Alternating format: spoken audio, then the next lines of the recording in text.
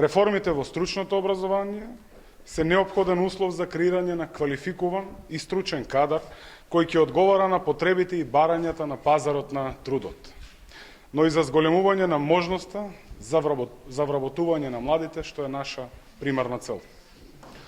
Поддржувајќи ги таквите реформи, општина Струмица во оваа тековна учебна година воведени се 6, а формирани 3 дуални паралелки во двете стручни училишта Никола Карев во машинската струка и Димитар Влахов во хемиско-технолошката струка и во угостителско-туристичката струка.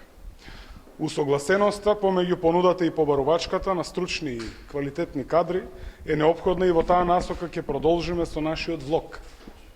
Како општина, бидејќи ова создава можност за брзо вработување на младите по завршување на средното стручно образование.